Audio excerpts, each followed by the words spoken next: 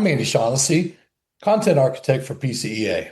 Here with me today is AJ Cooper, the CEO and co-founder of Itera, and he's also the keynote speaker for the upcoming PCB West. How are you doing, AJ? Great. Thanks for having me, Andy. How are you? Great. Thanks for doing this with us. This liquid metal is very, very exciting stuff. So just give us a little bit about your background, and that kind of leads into how you all founded Itera. Yeah, you bet. Thanks for that. I started out as a builder. I was wrenching on classic British and American hot rods and went to vocational school. I can rebuild a small block. And then in undergrad, I decided I didn't know enough about electrical. So I went into electrical engineering, and going to grad school, I didn't know enough about semiconductors and organics, and ended up getting my master's and PhD in EE, really focused on material science, device physics, and solving those problems at the angstrom level. I then went into industry doing back end of line processing that's been running in some global fabs and supporting the infrared night vision. Then I got a chance to be on the production lines, scaling teams and technologies globally. So I've got almost 30 trips in coach to China, Taiwan, Hong Kong. I've been there when a supplier decommits and says, you can't buy this part. And I've been in the hotel room with a razor blade and a multimeter trying to figure out and debug what went wrong in a PCB. I've been scaling those teams at Uber and Lyft for bike share communities. If you've ridden a City Bike or a Bay Wheels or a Capital Bike Share, you've probably ridden a product my teams have worked on. Right. And now I am trying to build something that we think will be the way that electrical and firmware engineering is done. And now a word from our sponsor. Join the electronics design and manufacturing industry at PCB West 2026, coming September 29th to October 2nd to the Santa Clara California Convention Center. Sponsored by the Printed Circuit Engineering Association, PCB West is the place thousands of designers, engineers, fabricators, and assemblers of printed circuit boards go for learning the latest in components, ECAD, and manufacturing processes. From drones to automated vehicles to wearables, there's something for everyone involved in the electronics supply chain. This is one show you cannot afford to miss.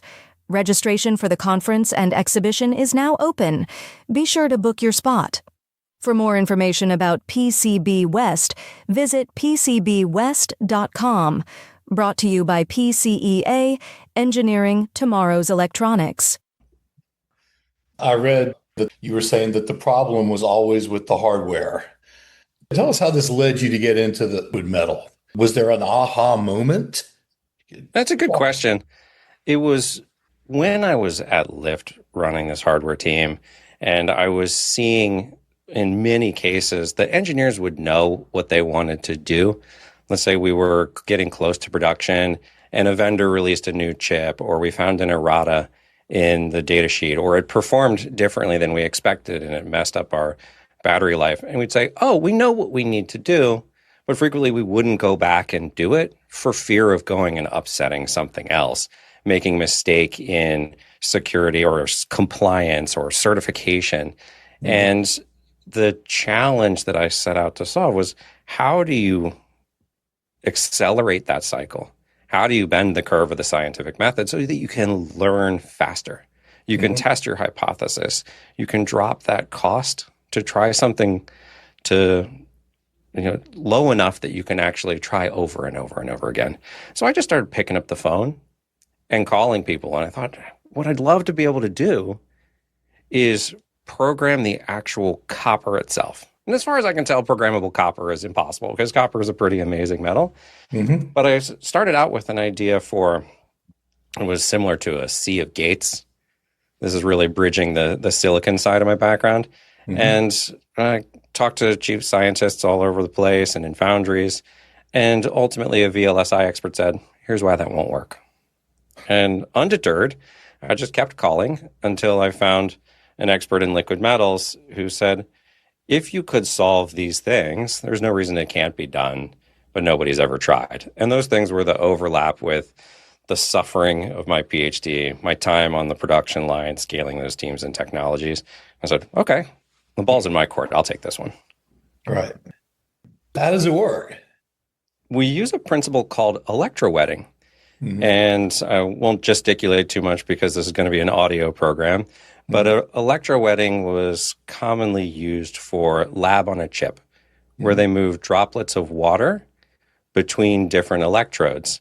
And essentially, when you apply the voltage across dielectric, it makes the droplet want to wet the surface. Mm-hmm. And if you do this in an electrode array, like pixels, you can move them in X and Y. We took the same principle and shrunk it down to match the dimensions of a printed circuit board. So there was previously no economic reason, and there were many technical reasons it couldn't have been done.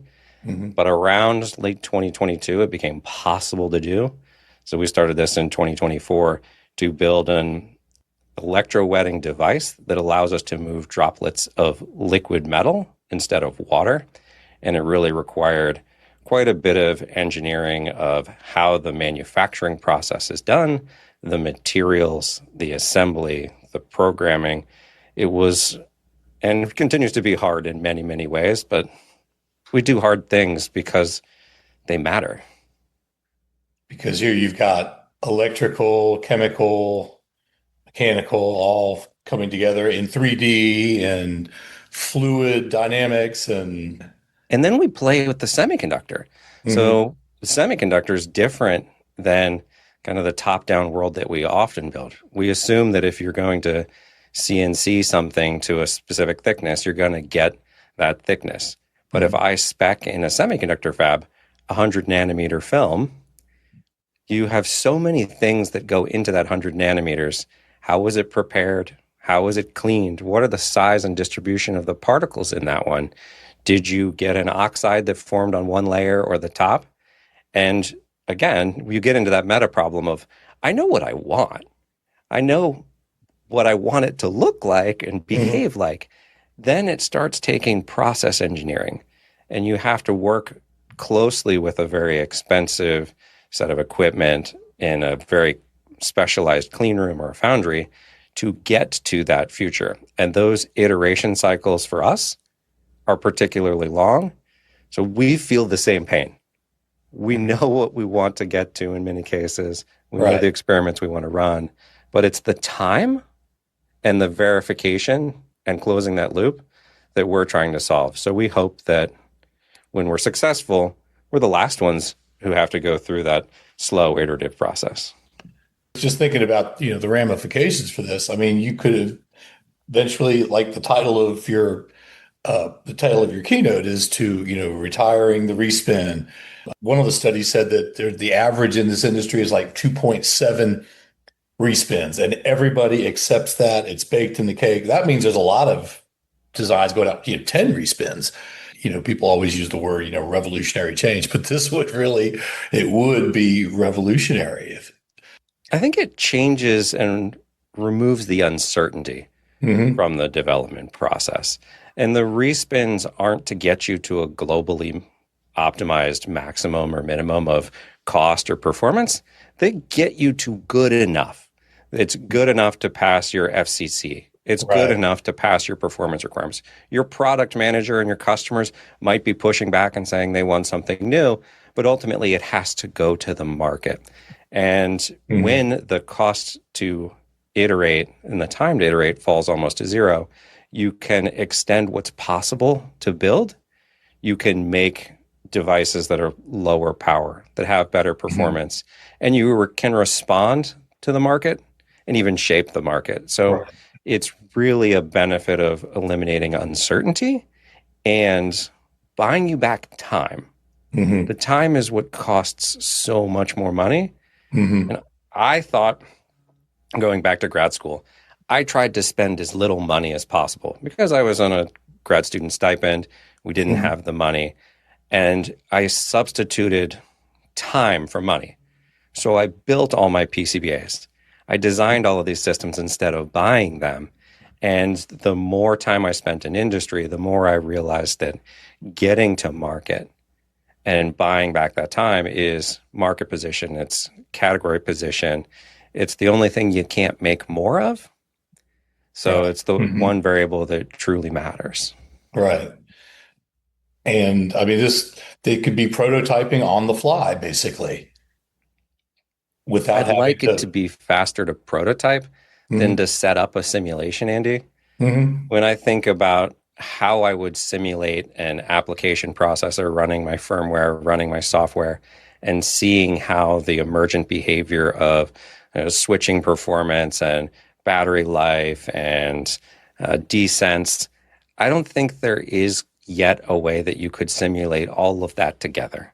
And we're trying to say, if you can change it and recompile your hardware as easily as software, that you'll go straight to Itera, you'll go straight to print, and you'll change it until it's ready to produce. And that changes your workflow and how quickly you can get to confidence with your designs. And right now, you all are doing this as a service. Is that correct? What's the state? Yeah, exactly. This is most cost effective for the customer. And we have to run an EMS service or electronics manufacturing service where we want to drop into the customer's natural way of working. I don't want them to have to learn a new EDA software, disrupt their PLM, send us the same files they would send their quick turn supplier. And then instead of making it overseas, we take their components, assemble them on a substrate in our secure testing center, focused initially on 4, 6, and 8 layers, and give them remote access to it. So they get access to the test equipment that we have, and they can change the design whenever they want. Our routing is less than a minute to change. If we want to change components, we can do that because we don't have to go through reflow. And then they also get the superpower to observe or measure any signal inside the board.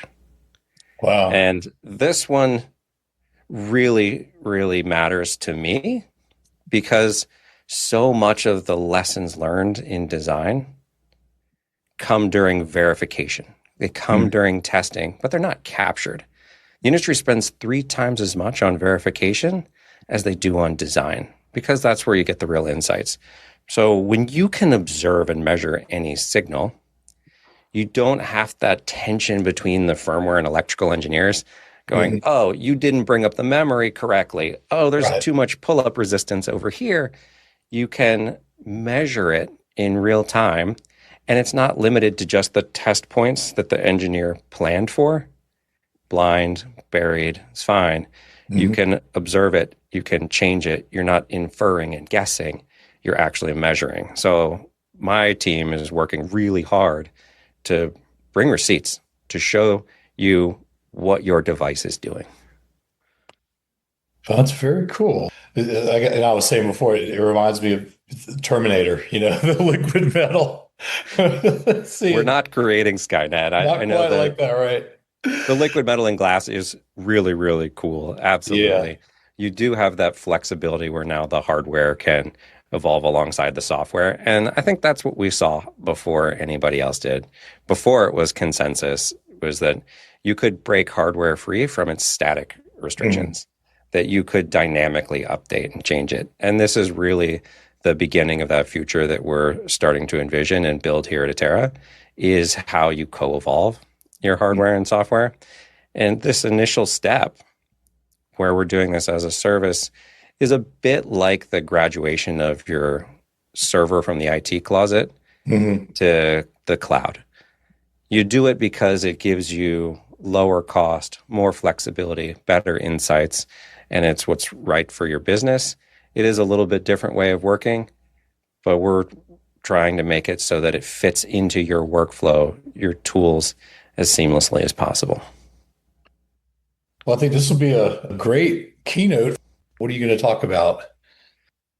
I'm going to talk about some of the assumptions that we had to revisit, even the simple ones, from what happens to a parallel plate capacitor if you break the assumption that you're using good conductors, good resistors. If you start blending the tools, the techniques and capabilities of display and semiconductor fab, MEMS-based factories, PCB factories, and you combine them all together, you get access to different design primitives. And those different design primitives then give you new capabilities that you didn't have before. So I'm going to be talking technically about some of those ways that we had to change our thinking, some of these unlocks to build that credibility with all of the audience and listeners for why we think this should be the way that electrical and firmware engineering are done. We want this to become a tool that students can use, high school and college, they can log in and remotely change and test their eval kits or dev boards from their favorite suppliers and see how they work in their vision. And when you can try anything, there's no limit to what you can build. Right. It's like a constant innovation, basically. You still have to ship it. And I'm really excited to see what people ship when they have this flexibility. I mean, this eliminates so many of the hurdles that people don't even see as hurdles anymore because they're so used to it. Yeah. If you have, like I have, had a vendor call and go, oh, why were you using the old data sheet? Why were you using that old TRM? And you need the latest errata. Of course, that chip doesn't do what we claimed it did. Then you'll know that there's no substitute for building and testing it, and that the textual descriptions are incomplete. So we want to give you that new power, and not to replace you, but to give you superpowers to try and build your imagination faster with better tooling. When did you first have this sort of aha moment? How long ago was that? Is it like the last 5 years or so, or? No, we've been working on this a little over 2.5 years. I remember the moment I was trying it. I was in my wood shop, which is a nice way of saying dusty garage. And I was spending my personal money to get some samples made and coded. And it was the night before a holiday, kids asleep, I'm running an experiment. And for the first time, I saw the liquid metal move and went, scampering upstairs, all excited to tell my wife, I'm like, it actually works. It actually works. I got to do this. And that was the moment where I started realizing I should put this together. There are going to be a lot of very difficult challenges moving forward and building something that I frankly had thought was impossible for so long to change the hardware. But the outcome is so worth it for all of us in this space. Absolutely. Is there anything else you'd like to mention? Anything we haven't covered? I'm excited to meet folks at the keynote to share this technical side and be looking for partners who help bring this type of future to everybody else, because we can't do it alone. We can't do it in any one country. The best way to go farther is to go together. So I look forward to meeting all of those people. All right, AJ. Well, thanks so much for doing this with us. I really appreciate it. I look forward to meeting you in person in September. My pleasure, Andy. All right. Once again, I'm Andy Shaughnessy for PCEA. I've been speaking with AJ Cooper from Itera. Thanks for listening. Bye.